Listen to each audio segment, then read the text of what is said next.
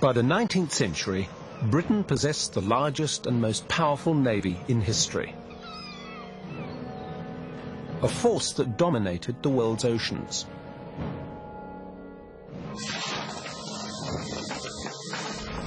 Over the next 100 years, the Industrial Revolution transformed her battle fleet from timber, canvas and cannon into armour, speed and firepower.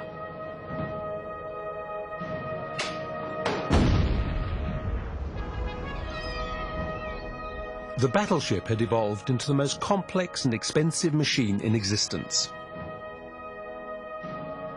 A weapon that drew a line between nations and empires. Because the battleship was the ultimate weapon of war, this was the measure of your nationhood, if you like. This was the measure of your ability to stand high among the nations of the world and say, this is what we want, and this is what we'll have, and we have the means to do it. In 1906, Britain upset the global balance of power when she launched the deadliest battleship yet conceived, HMS Dreadnought.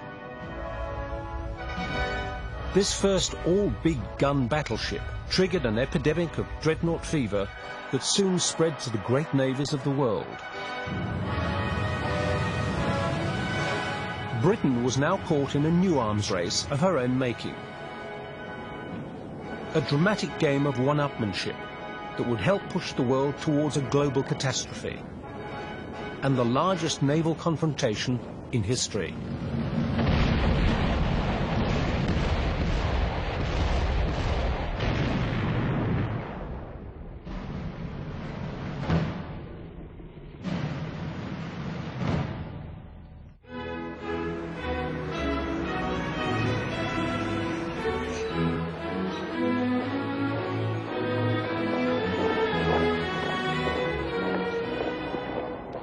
In the early years of the 20th century, Britain appeared relaxed and self-assured.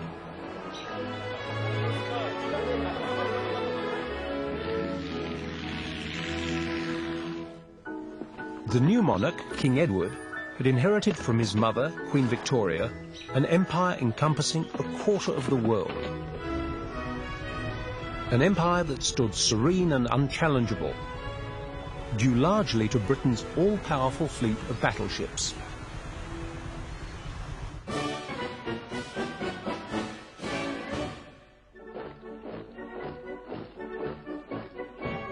The greatest threat to the British Empire came from the emerging industrial powerhouse of Germany, ruled by Kaiser Wilhelm II.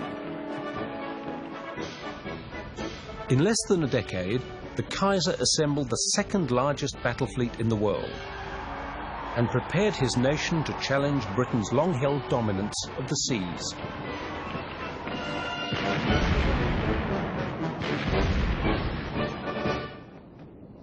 And of course, in order to justify a powerful fleet in Germany, the supporters of the German fleet tend to sort of emphasize the possibility of conflict with Britain. And indeed, to justify naval expenditures in Britain, you get an emphasis on the possibility of conflict with Germany. And that's one of the great problems with the naval races, is that they create perceptions of hostility.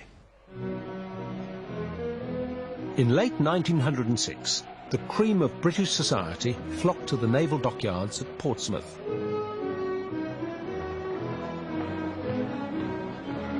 They came to see for themselves their nation's revolutionary answer to the German naval challenge. Quite suddenly, in 1906, the British completed a new battleship called HMS Dreadnought. And this ship is completely different from everything else. She has a new kind of engine, steam turbines, which up to then has been in a few liners and mostly in small naval vessels. Her armament is a single type of gun. There are 10 of them, 10 12-inch guns. She has the firepower of 2.5 battleships. So she can probably destroy any other battleship in the world. So it's as though the barometer, if you like, of naval power has been completely reset. With the world's first all-big-gun battleship, Britain hoped to put an end to its naval arms race with Germany. But it was an extraordinary gamble. In this one remarkable ship, Britain had rendered all battleships outmoded and inferior, including its own. By rendering their older fleets not obsolete, but certainly less efficient, they gave other countries the opportunity, the temptation to catch up. And of course, in the very difficult international tension of that time, that is exactly what happened. Kaiser Wilhelm's response to Dreadnought was indignation. Well, the building of the Dreadnought really stunned the Germans, because this was the first ship which was built very, very secretly. The Germans knew that they either had to follow or that they had lost the race before it had really begun. The political head of the Kaiser's navy, Admiral Tirpitz, saw Dreadnought not so much as a threat, but a development that could be to Germany's advantage. Tirpitz convinced the Kaiser and the German parliament that the battleship race could begin again, on almost equal terms. And besides political will, there was no reason for Germany not to overtake Britain in the contest. The Kaiser took up the challenge and began rebuilding his fleet with all big gun dreadnoughts. There were great launching ceremonies taking place every year when a new battleship with a famous name was launched. Generally, the Emperor came and gave a great speech, often to Tirpitz's disfavor, because Tirpitz thought that it would be much better to keep one's mouth shut and not to tell the British what the Germans were going to do. In early 1908, British Admiralty received disturbing intelligence concerning Germany's shipbuilding program. Its largest industrial company, Krupp, had recently built a new plant to make battleship armaments. Now it was secretly buying large quantities of nickel, a metal essential for hardening steel and integral to the manufacture of guns and armor. Indeed, Krupp was building massive gun barrels for Germany's dreadnoughts, well in advance of government orders, and in enormous numbers.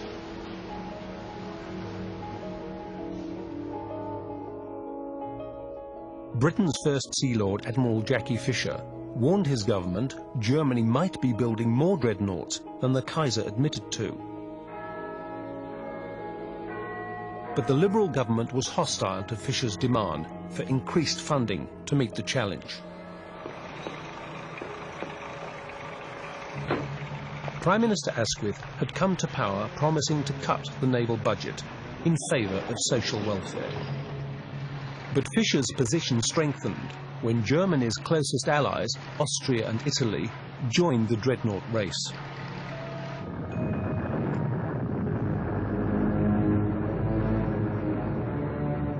Out of mistrust for each other, Italy and Austria announced they were each building 4 floating fortresses of their own. With every dreadnought launched, Britain's naval superiority came under greater threat, and Europe edged closer and closer to war. By 1909, the mood in Britain verged on panic.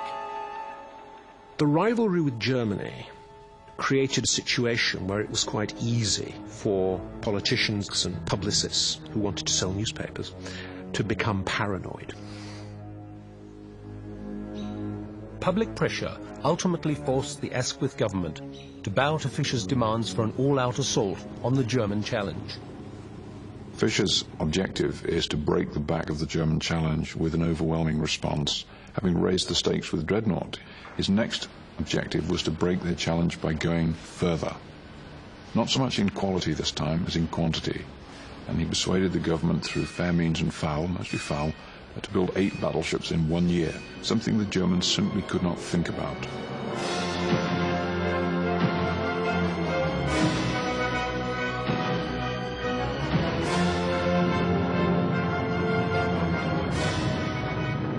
By doubling its annual shipbuilding program, the Royal Navy demonstrated to the world its resolve to outbill any rival, whatever the cost. But ultimately, the British government felt it had been deceived. Germany was not secretly building more battleships than it publicly declared. Critics of Admiral Fisher claimed he had orchestrated the naval scare for his own ends and won the Royal Navy a shallow, conceited victory.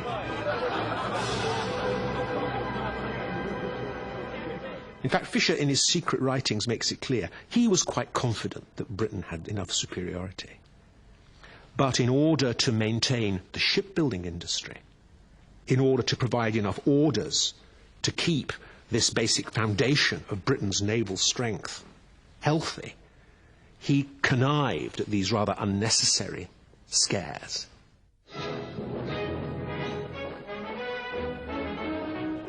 By 1911, the naval scare had evaporated. At the unveiling of a memorial for Queen Victoria, Kaiser Wilhelm of Germany walked together with the new British King, George V.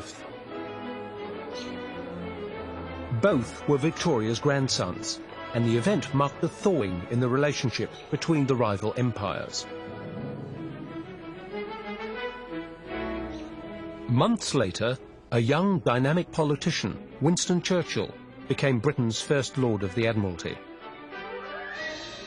In controversial style, he quickly placed his stamp on Britain's most important bulwark, the battleship.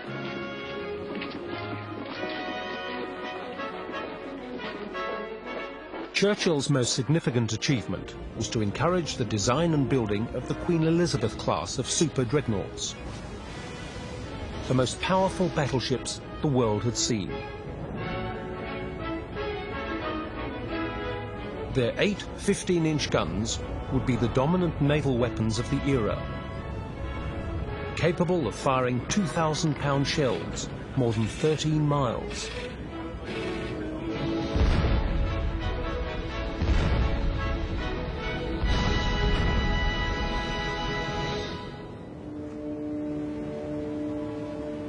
Churchill gambled heavily with the Queen Elizabeth-class vessels. They were the world's first oil-powered battleships. Britain had no oil of her own, so she bought a major shareholding in the Shah of Persia's oil fields to guarantee supplies in the event of war. The days of the coal-fired battleship were numbered. Coal was dirty and time-consuming to take aboard. It also forewarned an enemy with a telltale smoke cloud that could be seen beyond the horizon. But by 1914, little could conceal the potential for war in Europe. The German military machine, led by Kaiser Wilhelm II, now seemed ready to carry its nation to war. As early as 1907, the Kaiser revealed his anticipation for war when he ordered the widening of the Kiel Canal to accommodate Germany's new fleet of dreadnoughts. The decision to widen the canal to carry dreadnoughts was critical to the ability of the Germans to function as a first-class navy. If they were going to fight the British and they found half their fleet was stuck in the Baltic and would have to come round the north of Denmark, they would be engaged as they came round the north of Denmark by the Royal Navy and destroyed. It was critical to their strategic position to widen that canal so that she could use the full range of her facilities for a modern dreadnought fleet. So it was in that sense a hostile act. The canal reopened in June 1914. It was a festive occasion. For the celebrations, the German High Seas Fleet welcomed a courtesy squadron of 4 British dreadnoughts and 3 cruisers.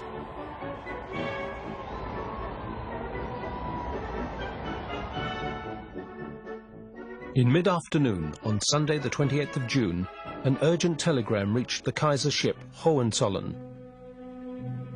It was chilling news. The Kaiser's close friend Archduke Francis Ferdinand of Austria had been assassinated, along with his wife, in the Bosnian capital of Sarajevo.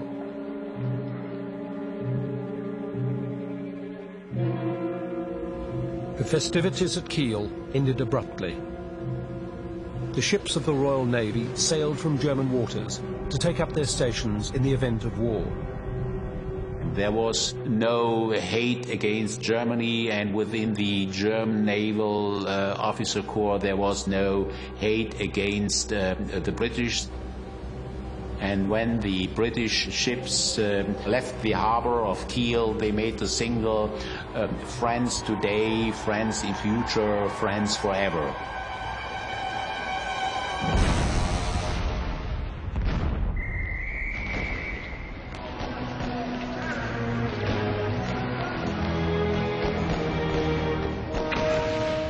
A single gunshot in the Balkans had sparked the First World War. And when German boots trampled neutral Belgium, British troops were mobilized in pursuit. But if the land was to be where the dying took place, both Britain and Germany knew it was the sea where the war could be won or lost, in a single decisive battle. On the eve of hostilities, British Admiralty made a far-sighted decision to move its main naval base to Scapa Flow, off the northern coast of Scotland. In this isolated, windswept harbour, the Royal Navy assembled the most powerful battle fleet in history.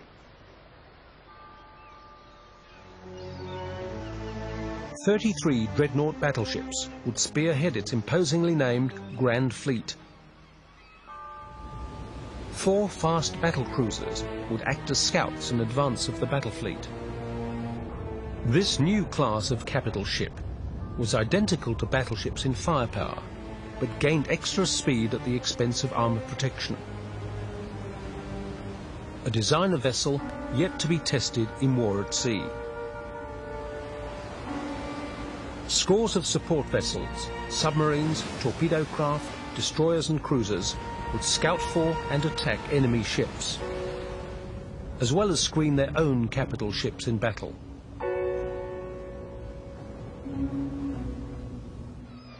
With 177 large warships on call, Britain possessed a formidable superiority over Germany of 2-1.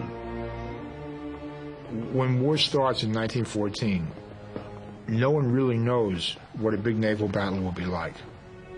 No one has ever concentrated the number of modern battleships the British have in one place.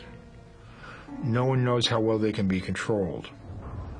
No one knows how well they can hit at the ranges that they claim to fight at. So every naval officer in the world is waiting to see what a big battle will be like.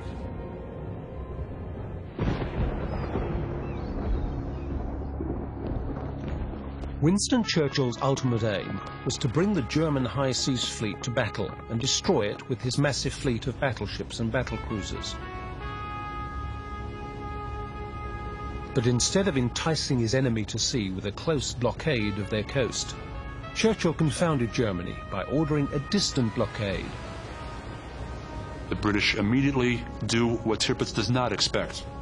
He expects them to follow Royal Naval tradition and try some sort of Copenhagening maneuver, which means they will immediately move on German naval bases, confront the German fleet, and try to destroy it prematurely before it could get itself prepared.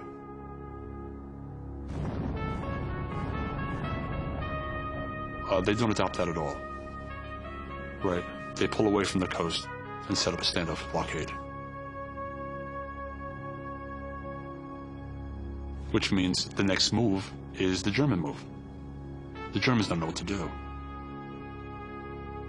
Alfred Tirpitz argued for an all-out sea battle with Britain, even though the Kaiser had brought on the war too early and his fleet was far from optimum strength.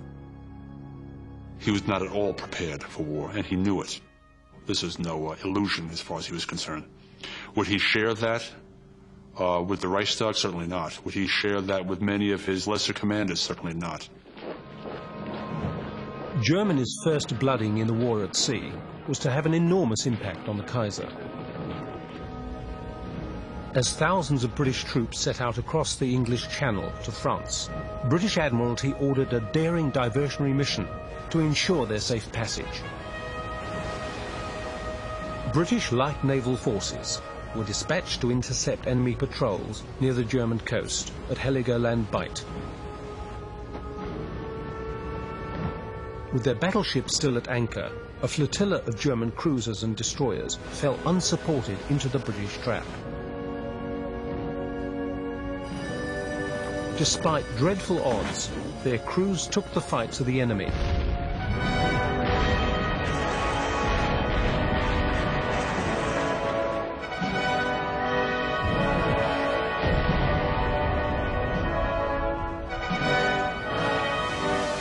After 4 hours of chaotic action, a backup squadron of Britain's powerful battle cruisers moved in.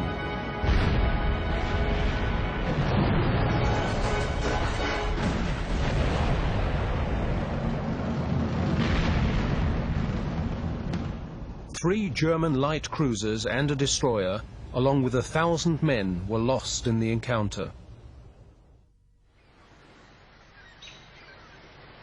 For Germany, the effect on morale far outweighed the losses in ships and men. The Kaiser issued orders limiting the power of his commanders and demanding the High Seas Fleet not to leave port again without his approval. From a naval point of view, this was disastrous, because the Navy had been built to fight Britain and to beat Britain.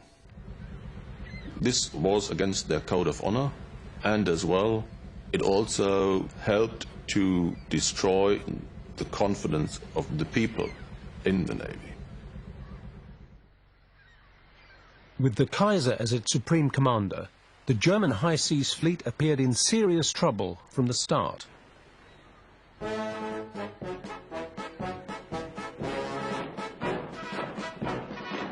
The Royal Navy, on the other hand, entered the war with confidence in its leadership.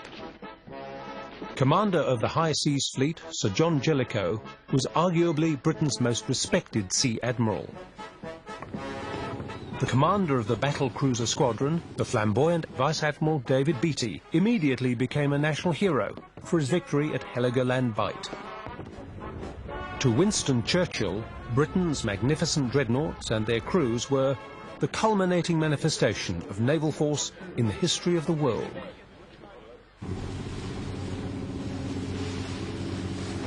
But Germany had a wild card that no British admiral had ever had to contend with: the U-boat.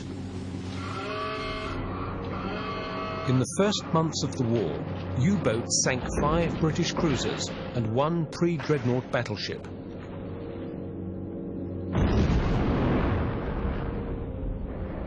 The early successes of the undersea raider sent a clear message to Britain.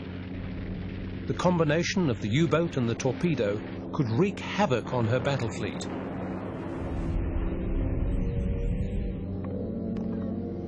In a letter to Churchill, Jellicoe argued for extreme caution. It would be suicide for Britain, he said, to lose her advantage over Germany in dreadnought numbers. Instead of the early sea battle everyone expected, the world's 2 most powerful battle fleets glared at each other across the brooding waters of the North Sea and wondered if their Trafalgar would ever come.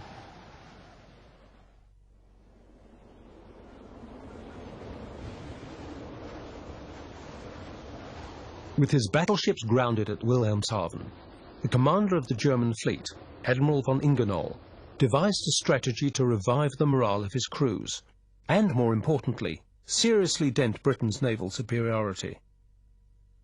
The German problem was that their fleet was just not strong enough to take on the British Grand Fleet and its battlecruiser supporting fleet with any chance of success. Therefore, it had to come up with rather unsatisfactory alternatives.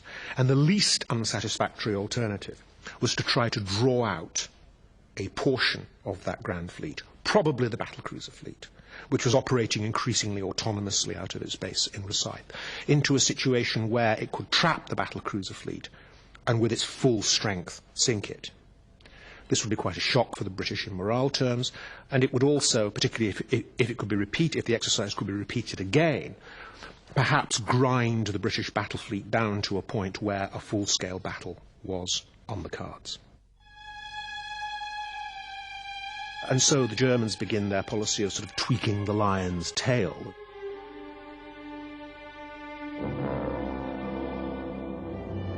With the Kaiser's approval, Admiral von Ingenohl laid a trap for Beatty's battle cruiser squadron. The bait, the towns and people of the Yorkshire coast.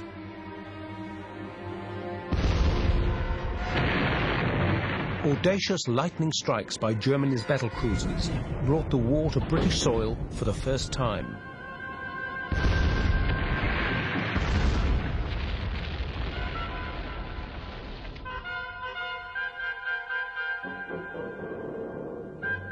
The British press condemned the targeting of innocent civilians. It was the first indication that the fledgling German Navy had little regard for tradition and moral conduct in war.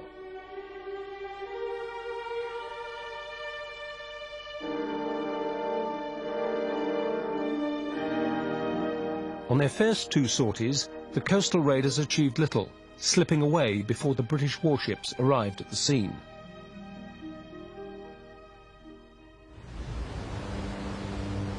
But on January the 23rd, 1915, Admiral Hipper's battlecruiser squadron set out on another raid. Their target, Britain's East Coast fishing fleet, which Germany believed was laying mines and gathering information for the Admiralty.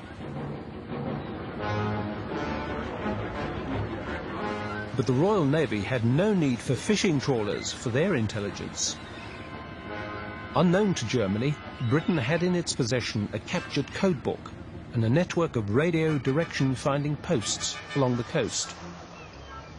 What they don't know is the British have broken their codes, so instead of the raids being real surprises that may attract sudden reactions by some small number of British ships, the British know when the fleet comes out.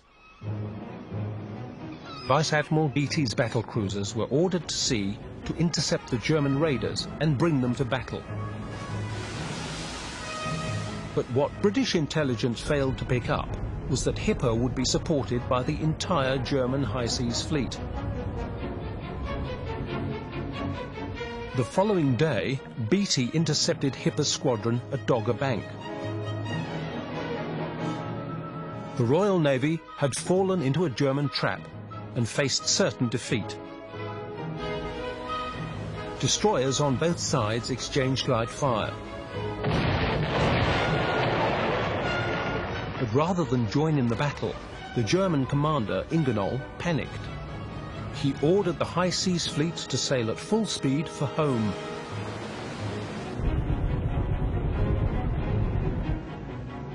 The British battlecruisers gave chase.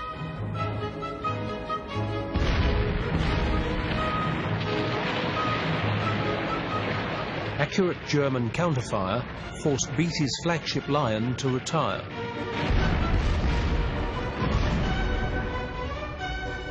But in retreat, the Germans lost the fast armoured cruiser Blucher, along with more than 900 men.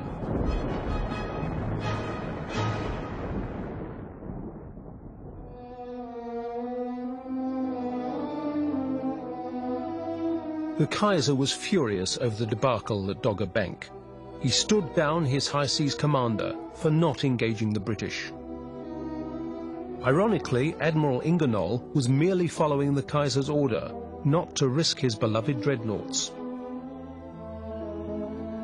Until further notice, the high seas fleet would remain at anchor, imprisoned yet again by the Kaiser's paranoia. Over the coming months, Churchill grew increasingly frustrated by the failure to bring the German fleet to heel. In February 1915, he presented a dramatic plan to the War Council, one that could benefit from an offensive naval action.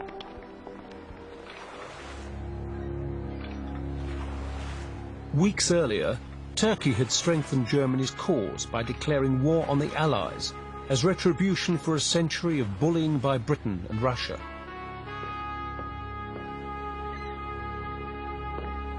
Under the German Kaiser's guidance, Turkey prepared to attack its neighbour, Russia, in the Caucasus. the Kaiser predicted Russia would be unable to spare troops from the Eastern Front to repel the Turks. He was correct. Tsar Nicholas appealed to Britain for a diversion to be made against Turkey to relieve the threat of invasion. Churchill argued against a land campaign. Instead, he convinced the War Council that battleships could break through the Dardanelles Straits to the Turkish capital of Constantinople and put Turkey out of the war. The War Council immediately ordered the dreadnought Queen Elizabeth to sail directly to the Dardanelles. One of the most powerful battleships on Earth would spearhead a squadron of 8 British capital ships. If all went to plan, the naval operation would change the course of the war. But if the Queen Elizabeth came to grief, it would be a massive propaganda coup for Germany and her allies.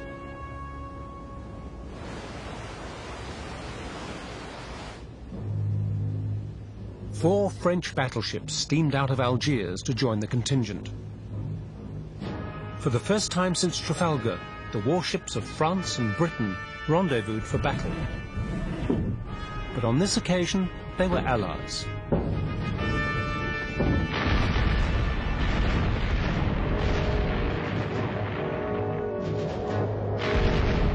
The heavy guns opened up on the forts of the Dardanelles and Gallipoli Peninsula in an all-out effort to force the passage.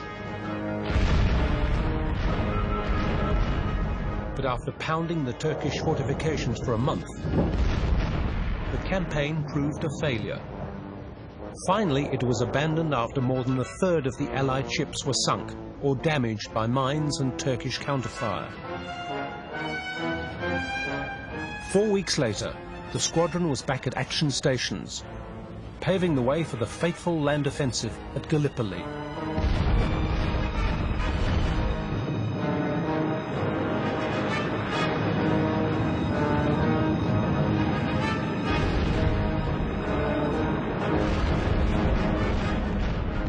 In one of the most controversial campaigns of the war, 300,000 Allied troops perished. Defeat in both campaigns was a major setback for Britain and resulted in Churchill's removal from the Admiralty.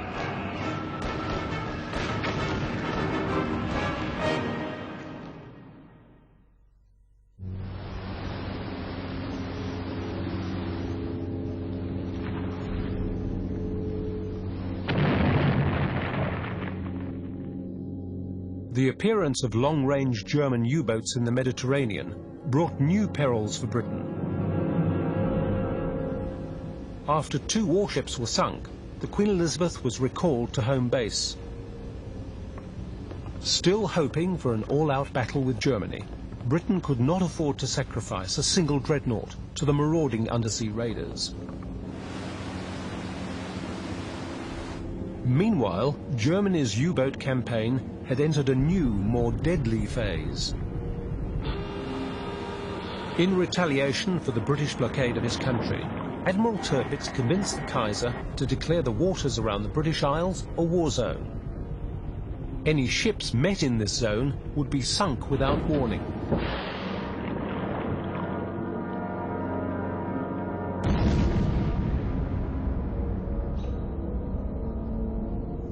But the sinking of the giant ocean liner Lusitania, with the loss of 1,200 innocent passengers, including 120 Americans, was a serious miscalculation.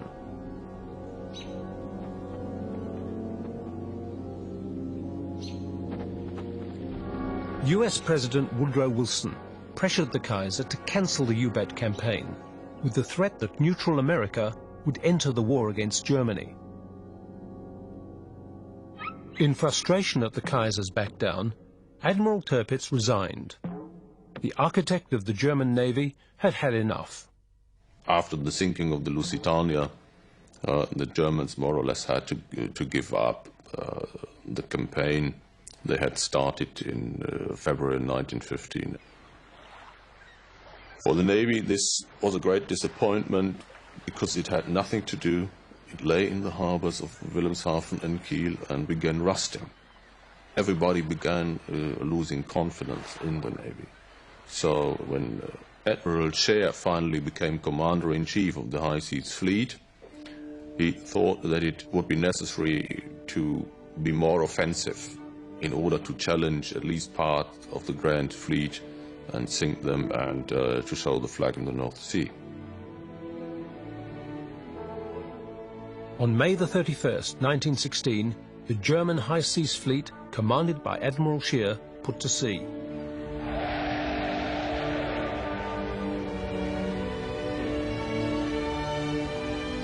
"22 battleships, 5 battle cruisers, 11 cruisers and 61 torpedo boats sailed into the North Sea, hoping to intercept a British squadron.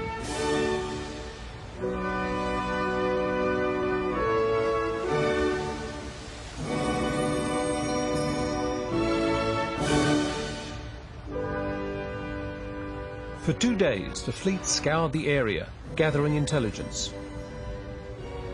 Scheer used both airships and U-boats, in effect to try to sweep the area before him in the North Sea to find out what was out there, to see if he could effectively sortie, have his presence reported, draw the Royal Navy out into components, engage and retreat. He was not trying to take on the British fleet in its full strength. All he was trying to do was to draw a portion of it into a situation where he could inflict disproportionate attrition upon it.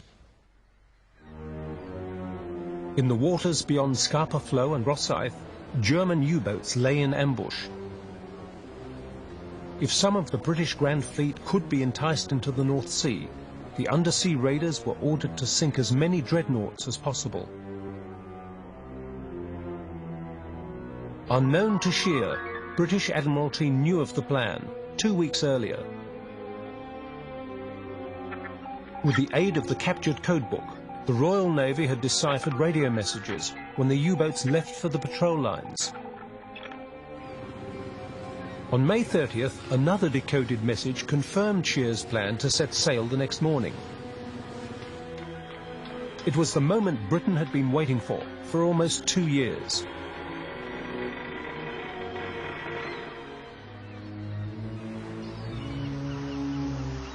Prepared for action, Jellicoe's battleships sailed from Scapa Flow 2 hours before Scheer's fleet had even left port. At the same time, the British battle cruiser fleet, commanded by Vice Admiral David Beatty, left the Firth of Forth. The British ships slipped past the German U-boats without incident. They hoped to intercept the German High Seas Fleet off the west coast of Danish Jutland, a name soon to become etched in naval history.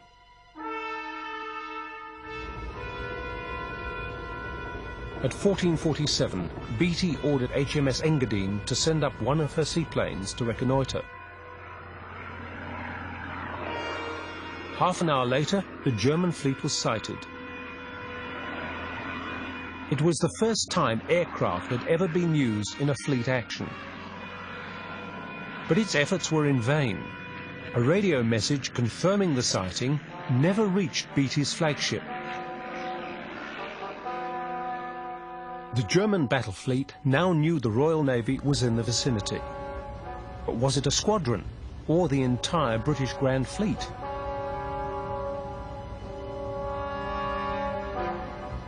The commander of the German battle cruisers, Rear Admiral Franz Hipper, sighted Beatty's battle cruisers on the horizon at 15:20.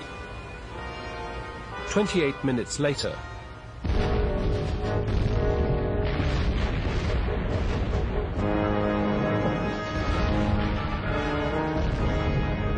almost immediately, German gunnery proved devastatingly accurate against the British support craft.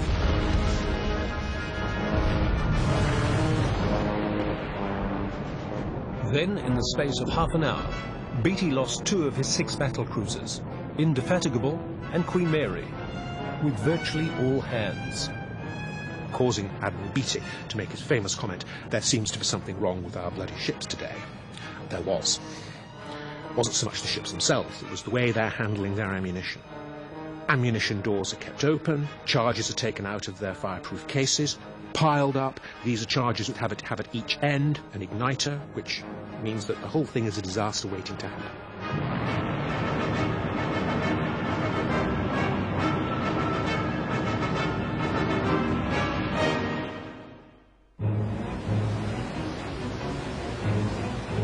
Despite his losses, Beatty was able to outwit his opponents, forcing the German fleet to pursue him, luring them into the clutches of Jellicoe's massive Grand Fleet.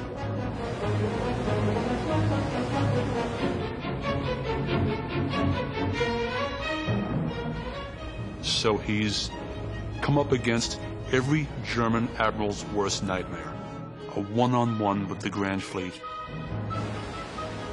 At around 1800, 44 of the world's most powerful battleships went into action against each other.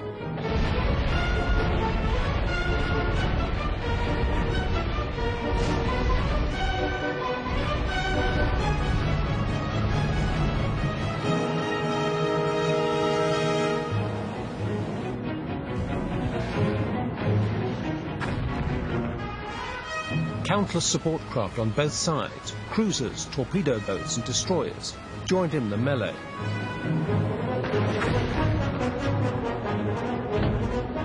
Facing far superior numbers and outranged by British guns, the German fleet was struggling for its very existence. The British fleet, however, was dogged by poor communications and inaccurate intelligence. Finally, a brilliant turnaround maneuver by Scheer enabled his fleet to escape.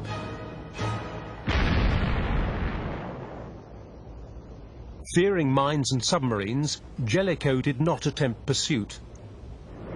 The battle seemed over.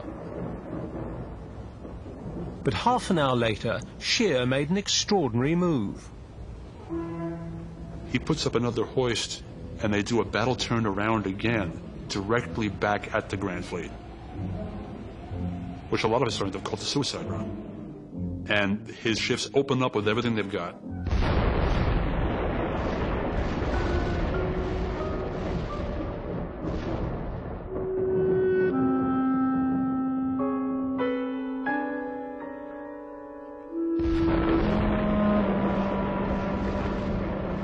Of course, Jellicoe's immediate reaction is textbook.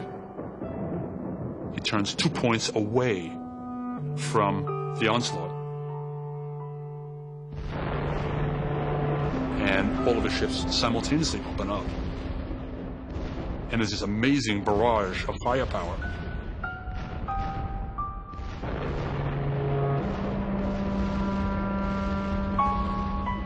But also the Germans get quite a few shells in and do an amazing amount of damage.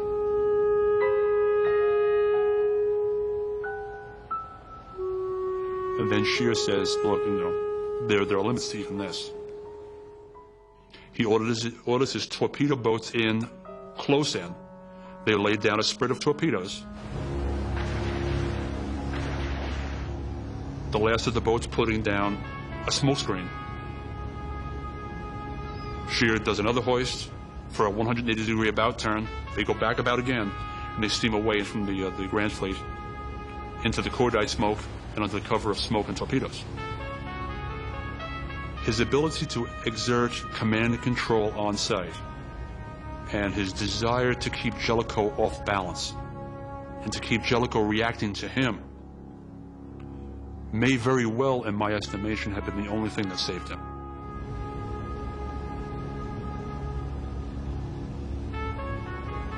Rather than pursue the German fleet through oncoming torpedoes, Jellicoe made the most controversial decision of his career. He turned away, allowing their escape. What did actually happen was, of course, that Jellicoe obeyed his own orders. Jellicoe had written Grand Fleet battle orders and said, in the face of a torpedo attack by enemy destroyers, the fleet will turn away. Knowing that that was the prudent thing to do. That was the order you wrote if you were the only man who could lose the war in an afternoon.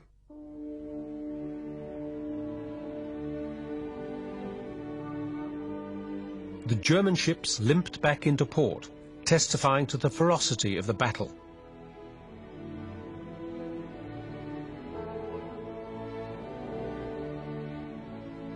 Germany had lost only 2 capital ships, compared to Britain's 3, and was hailed as evidence of the superiority of German engineering and gunnery. Moreover, Berlin newspapers praised German efficiency, determination and heroism in battle, which had finally brought to an end the myth of Trafalgar. From the Germans' point of view, it was an unimaginable victory. The Kaiser was overjoyed.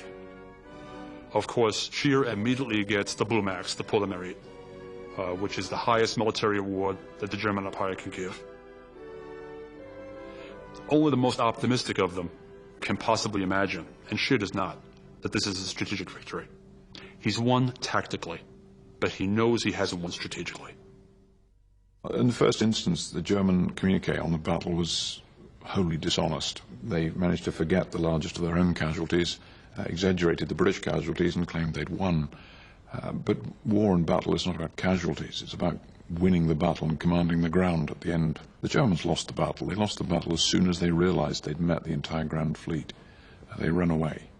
After Jutland, the victors, King George visits the fleet to honor England's heroes.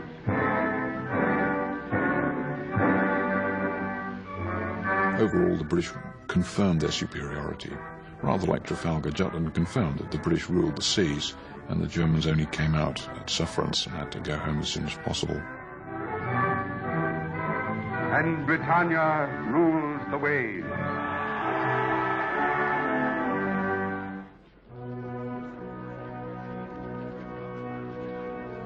Of the 8,500 men who perished in the Battle of Jutland, more than 6,000 were British sailors.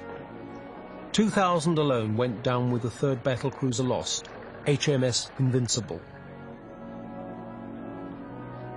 Strategic victory or not, it was a serious blow to a people who attached such importance to their navy. Jutland was a terrible disappointment. The public were bitterly disappointed, and the Navy had to defend its position. And there are lots and lots of letters from naval officers saying, come on. You know, the first ones say, we gave them a right tousing. And then when they realized what had happened, and the public realized what had happened, they were thrown back on the defensive and began writing letters saying, come on, it wasn't as bad as all that.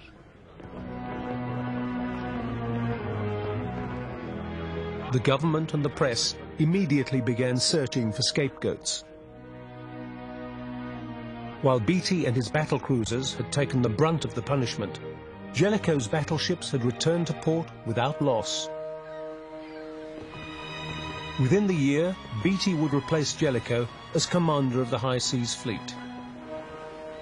Even King George V expressed dismay at Jellicoe's poor control of the fleet and timidity in battle.